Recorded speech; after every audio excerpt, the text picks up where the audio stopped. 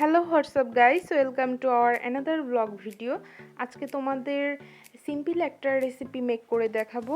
আজকে মেক করব আলু দিয়ে রুই মাছের পাতলা ঝোল।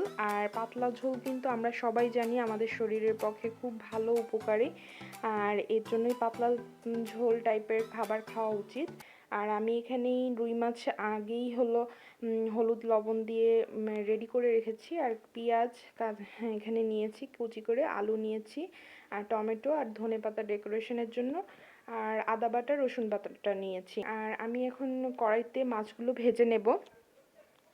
আর আমার এই কড়াইটা দেখে তোমরা কেউ কিছু মনে করো না, কারণ এটা হলো আমাদের বাসার মাছ ভাজারই কড়াই। আর আমরা জানি যে মাছ ভাজার কড়াইগুলো এরকম কালো হয়ে যায়।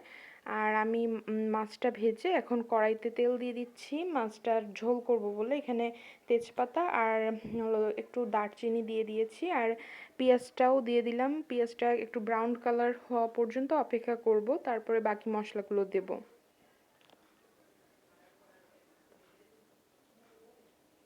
এই পর্যায়ে আদা আর রসুন বাটাটাও দিয়ে দিলাম। এটা হলো 1 চামচ করে বাটা, আর আদাও 1 চামচ আর রসুনও 1 চামচ, আর জিরা দিয়ে দিলাম, লাল মরিচের গুঁড়াও দিয়ে দিলাম, ধনিয়া গুঁড়া দিয়ে দিলাম, হলুদ দিয়ে দিলাম, আর পরিমাপ মতো লবণ দিয়ে দিলাম। এগুলো একসাথে সব মিক্স করব। মিক্স করে একটু পানি দিব কষানোর জন্য আর কি। পানি দিয়ে তারপরে একটু ঝোলটা ফুটে আসলে বাকি উপকরণগুলো দিয়ে দিব। এই যে পানি দিয়ে দিলাম। এখন মশলাটা একটু ভালোভাবে কষাতে হবে, কারণ ভাজা মশলার ভিতর যদি একটা গন্ধ বেরোয়, কাঁচা গন্ধ, তাহলে রান্নাটা ভালো হয় না। আর হলো এই যে দেখতে পেলে আলুগুলো দিয়ে দিলাম। আলুটা কিছুক্ষণ সিদ্ধ হওয়া পর্যন্ত রেখে দিব, আর পানি দিয়ে দিব। এই যে কষানো হয়ে গেছে আলু, এখন পানি পর্যাপ্ত দিয়ে দিলাম, একটু কিছুক্ষণ রেখে দিব।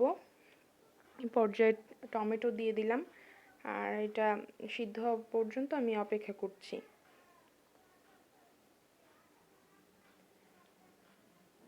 এর ভিতরে 2-1 বার নেড়ে দিয়েছিলাম, আর আলুটা অনেকটা সেদ্ধ হয়ে গেছে। এর ভিতরে এখন মাছটা দিয়ে দিলাম।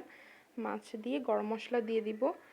গরম মশলা তোমরা দিতেও পারো, নাও দিতে পারো। গরম মশলা দিলে বেশি টেস্ট হয়। আর পর্যাপ্ত পরিমাণ পানি দিয়ে দিলাম, ঝোলের পানি। আর এখন আবার ঢাকা দিয়ে দিলাম। আর দেখতে পেলে এই যে আমার রেডি হয়ে গেল মাছের ঝোলটা। আর আমার ভিডিওটা ভালো লাগলে লাইক কমেন্ট শেয়ার করো, আমার চ্যানেল সাবস্ক্রাইব করে রেখো। আজকে তাহলে এখানেই বিদায় নিচ্ছি। আল্লাহ হাফিজ সবাইকে।